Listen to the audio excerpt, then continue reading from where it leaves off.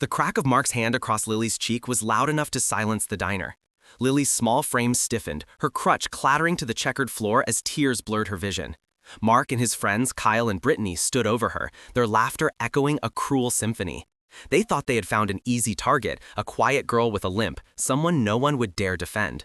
But they were about to learn a lesson, taught by a family they never knew existed, a family whose arrival would shake the very foundations of that greasy spoon diner. Lily was only 12, a wisp of a girl with bright, inquisitive eyes that saw more than most. She'd been born with a leg that didn't quite work right, relying on crutches to navigate the world. Life wasn't easy. Her mom worked 2 jobs and money was always tight. But Lily never complained. She carried a quiet strength, a gentle spirit that shone even when things were tough. Just moments before, she'd been carefully peeling the foil from a chocolate bar, her rare treat. Seeing Mrs. Henderson, the diner's waitress, looking tired and stressed, Lily had broken off a piece, small but precious, and offered it with a shy smile. "For you, Mrs. Henderson, you work so hard." Mrs. Henderson's weary face had softened, a genuine smile replacing her frown as she'd patted Lily's hand. That was Lily, always thinking of others, even when she had so little herself. Mark, Kyle, and Brittany swaggered into Joanna's diner like they owned the place. They were regulars, known for their loud mouths and obnoxious attitudes. Their eyes scanned the room, landing on Lily, sitting alone by the window. Mark nudged Kyle. "Look at that, Cripple Corner." Kyle snickered. They walked past her table, Mark deliberately sticking out his foot, tripping Lily's crutch. It skittered across the floor, making her lurch. Lily gasped, steadying herself with effort. Hey, she managed, her voice small. Brittany stepped closer, her lip curling. "What, gonna cry about it, freak? Get out of the way." Then, without warning, Mark's hand swung out, connecting with Lily's cheek with a sickening smack. The sting on her face was immediate. Lily's hand flew up, touching the reddening skin. "Why did you do that?" she whispered, her voice trembling. She tried to pick up her fallen crutch, tears blurring her vision. Mark blocked her, a cruel grin spreading across his face. "Oh, look, she's trying to crawl." Kyle kicked the crutch further under a table. "Maybe you should just stay on the floor." Lily fumbled in her pocket, pulling out a small, worn laminated card, her disability ID. My mom made it for me," she stammered, holding it up, "so people would understand." Brittany snatched it, laughing as she tore it in half. "Oh, a condition? Like loser is a condition." The pieces fluttered to the floor like dead leaves. Lily felt a cold dread seep into her bones. There was no reasoning with them. A few customers turned their heads, then quickly looked away, burying their faces in menus. Mrs. Henderson started towards them, her hands trembling, but hesitated, remembering previous threats from Mark's group and the manager's strict orders to avoid confrontation. Mark grabbed a handful of fries from Lily's plate, tossing one at her face. "Have a snack, crybaby." Kyle took a sip from Lily's half-finished milkshake, then spat it back into the glass with a loud puff. A couple of younger teens at a nearby booth giggled. Lily's stomach twisted. Her cheeks burned, not just from the slap, but from the searing shame. She pulled her knees to her chest, trying to make herself invisible, her body shaking with silent sobs. She squeezed her eyes shut, wishing she could just disappear. The air around her felt thick with their mocking laughter, suffocating her. Just then, a low rumble, like distant thunder, vibrated through the diner's old windows. It grew louder, a deep, powerful roar that shook the very foundations of the building. Heads snapped up. The laughter died on Mark's lips. The diner door, a heavy wooden slab, suddenly burst open with a loud thwack, sending a gust of cold autumn air swirling inside. Standing silhouetted against the bright afternoon sun, filling the doorway shoulder to shoulder, were men. Dozens of them. Leather jackets, denim vests adorned with patches, long hair, beards, stern faces. Over 40 of them it looked like, one after another, filing in with a quiet, menacing presence. The roar of their engines outside slowly faded into a low thrum. The diner went utterly silent. Not a fork clinked, not a whisper stirred. The air crackled with a sudden, palpable tension. Mark, still puffing out his chest, tried to regain control. "Hey, watch it, old-timers! This isn't your kind of place," he barked, but his voice cracked slightly. Kyle and Brittany shifted nervously, their bravado quickly draining.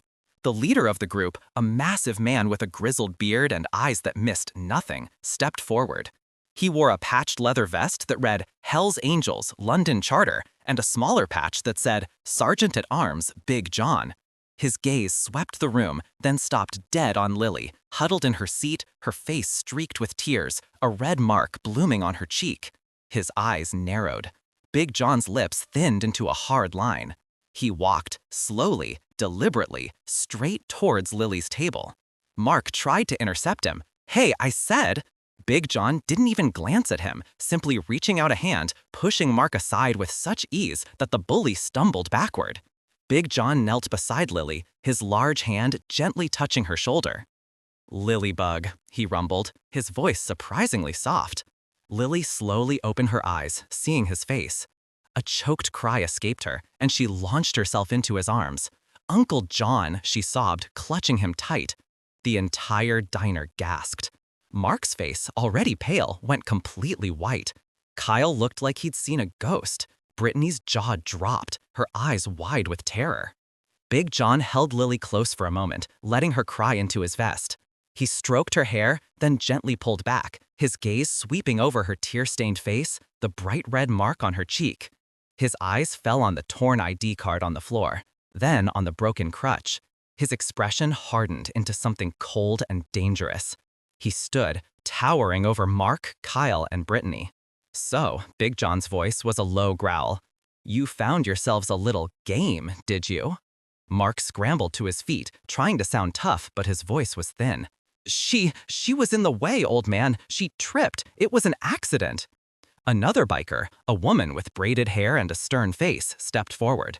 She'd been one of the first to enter, her eyes having quickly taken in the scene. "Accident?" she scoffed. "I saw you, Mark. I saw you shove her." "And then I saw you slap her. Don't lie." Big John's gaze never left Mark. "And the crutch? That just tripped itself too? And her ID? Did that just tear itself in half?" Kyle finally found his voice, stammering. We were just having some fun. It was a joke. She's so sensitive." He tried to smirk, but it dissolved into a pathetic grimace. "Fun?" Big John repeated, a dangerous edge in his tone. "You call humiliating a child, hurting her, destroying her property, fun?" He leaned in closer to Mark, his sheer size making the bully shrink back. "Lilybug is family, my family. And what you did to her, you did to us." Brittany, trying to sound apologetic, started, "We didn't know, honest. We wouldn't have." "Wouldn't have," Big John cut her off, his voice rising a fraction. "So it's okay to do this to anyone, as long as they don't have family standing right behind them? Is that it?" A hush fell over the diner.